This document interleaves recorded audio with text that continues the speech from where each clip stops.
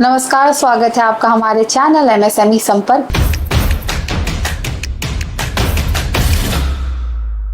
में। मैं आकांक्षा द्विवेदी। मैं राहुल सिंह। हम आपके लिए लेकर आए हैं एक नया शो जिसका नाम है एमएसएमई इस हफ्ते। हर सैटरडे ये शो हम आपके लिए लेकर आएंगे जहां पे बिजनेस, स्टार्टअप और भी कई सारी चीज़ों के बारे में बात करेंगे जो आपके बिजनेस को डायरेक्टली या इनडायरेक्टली इम्पैक्ट करती होगी।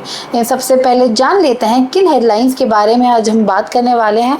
तो मैं आपको क्विक हेडलाइंस बता दें। पहली हेडलाइन जिसके बारे में हम बात करने वाले हैं वो 1 अप्रैल से एमएसएमई डेफिनेशन में बदलाव।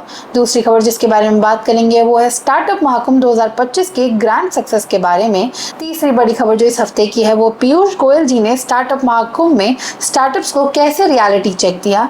चौथी खबर है यूएस ने क्या न्यू टैरिफ चार्जेस इंडिया पे लगाए हैं।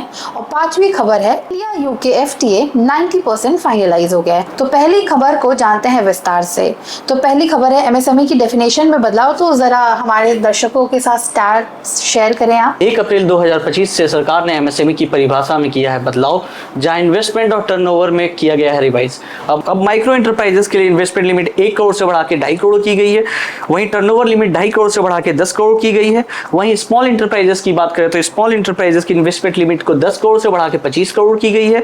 और वहीं टर्नओवर की बात करें तो 25 करोड़ से बढ़ा के 100 करोड़ की गई है। वहीं मीडियम इंटरप्राइजेस की बात करें तो लिमिट को 50 करोड़ से बढ़ा के 125 करोड़ की गई है। और वहीं टर्नओवर लिमिट 125 करोड़ से बढ़ा के 500 करोड़ की गई है। दूसरी बड़ी खबर जो है वो है स्टार्टअप महाकुंभ 2025 का आयोजन 3 से लेकर 5 अप्रैल तक को भारत मंडपम न्यू दिल्ली में इसका आयोजन करा गया था, जहां पर 3000 plus startups, 1000 plus investors and more than 50 countries ने इसमें पार्टिसिपेट करा था और भी कई पॉलिसी मेकर्स ने भी भाग लिया था। ये भारत का सबसे बड़ा स्टार्टअप इवेंट था जिसमें प्रधानमंत्री नरेंद्र मोदी ने कहा कि भारत इनोवेशन में दुनिया के टॉप 3 देशों में आ सकता है। और इसी के साथ हेल्थ केयर स्टार्टअप सनफॉक्स टेक्नोलॉजी ने स्टार्टअप महारथी अवार्ड जीता। तीसरी बड़ी खबर है जो पीयूष गोयल जी ने स्टार्टअप महाकुंभ में अपना बयान दिया। उन्होंने कहा, क्या हम डिलीवरी बॉयज और बुटीक ओनर्स बन के रहना चाहिए? क्या हमारा लक्ष्य सिर्फ आइसक्रीम या चिप्स बनाना रह गया है? क्या दुकान चलाना ही एंटरप्रेन्योरशिप है? लेकिन उनका कहना ये था कि इंडिया को इन सब से निकलकर डीप टेक, एआई, सेमीकंडक्टर और ग्लोबल इनोवेशन जैसे सेक्टर्स में अपने आप को लीडरशिप में लाना होगा और इन सारी चीज़ों पर ज़्यादा ध्यान देना होगा। उन्होंने साफ साफ ये बयान में आगे बताया। चौथी बड़ी खबर है यूएस ने कैसे इंडियन एक्सपोर्टर्स पे टैरिफ बढ़ाई है। अब बात करते हैं कि अमेरिका के नए ट्रेड रूल्स की। तो यूएस ने कुछ दिन पहले ही इंडियन प्रोडक्ट्स पे 26% इंपोर्ट ड्यूटी लगा दी है, जिसमें जेम्स, ज्वेलरी, केमिकल्स, फार्मा और ऑटो पार्ट जैसे सेक्टर शामिल हैं। इस मूव के बाद इंडियन एमएसएमईज को एक बड़ी एक्सपोर्ट और इंटरनेशनल मार्केट में एक बड़ी कंपटीशन फेस करनी पड़ रही है। पांचवी और आखिरी बड़ी खबर है इंडिया और यूके में फ्री ट्रेड एग्रीमेंट। बताया ये जा रहा है कि 90% हिस्सा फाइनलाइज हो गया है और ये डील 2025 तक साइन हो सकती है। उसी के साथ एफटीए का डायरेक्ट बेनिफिट मिलेगा एमएसएमईज को, स्पेशली एक्सपोर्ट, फार्मा, ऑटो और एग्री गुड्स में।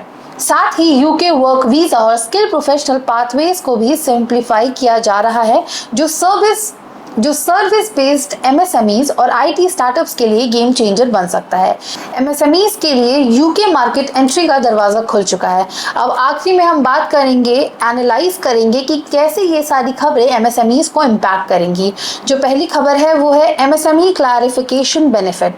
तो आप जरा इसे सिंप्लीफाई करें। एमएसएमई की नई क्लासिफिकेशन के बाद अब कई बिजनेसेस को लैंडिंग सेक्टर, गवर्नमेंट सब्सिडीज और टेंडर मिलने में आसानी होगी। पीयूष गोयल जी ने जो अपना बयान दिया था वो साफ साफ है कि वो कहना चाह रहे हैं कि भारत को पार्लर और चिप्स वगैरह बेचने से आगे बढ़ना चाहिए और डीप टेक, एआई, इन सब में अपना मार्केट बढ़ाना चाहिए, क्योंकि इन फ्यूचर में ये सारी चीज़ें आने वाली हैं। तो उनको ये सारी चीज़ें ग्लोबलाइज करना था, तो उन्होंने ये बयान दिया था। कहीं ना कहीं हमारी जो कंपटीशन है वो बड़े बड़े देशों से, डेवलप कंट्रीज है, तो या हम सिर्फ चिप्स बनाने या आइसक्रीम बनाने तक रह जाएंगे तो हम कभी भी ग्लोबलाइज नहीं कर पाएंगे और हम सिर्फ इन्हीं सब बिजनेस को स्टार्टअप कहने लग जाएंगे, जबकि ये स्टार्टअप नहीं, ये एंटरप्रेन्योरशिप है।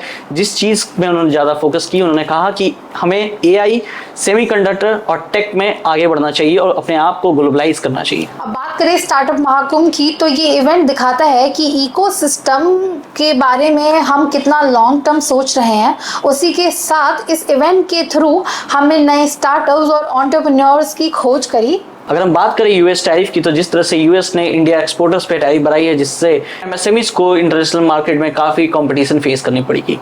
और वहीं दूसरी तरफ अगर बात करें इंडिया और यूके की एफटीए के बारे में, तो India UK FTA free trade agreement का 90% हिस्सा फाइनलाइज हो चुका है। इस साल के एंड तक ये एग्रीमेंट साइन हो जाएगी, जिसके बाद इंडियन एमएसएमईज के लिए यूके मार्केट की दरवाजे खुल जाएंगे। इसी के साथ एमएसएमई संपर्क करने जा रहा है एमएसएमईज के लिए एक बड़ा इवेंट, जिसका नाम होगा एमएसएमई भारत इवेंट, जो होने जा रहा है न्यू दिल्ली में, जिसका डेट होगा 6 मई 2025 को। अगर आप एक एमएसएमई ओनर या एक स्टार्टअप हैं, तो अपने आप को इस इवेंट के लिए रजिस्टर करें। यहीं पे शो को विराम देते हैं। मिलेंगे आपके साथ अगले सैटरडे को कुछ खास और नई खबरों के साथ। धन्यवाद।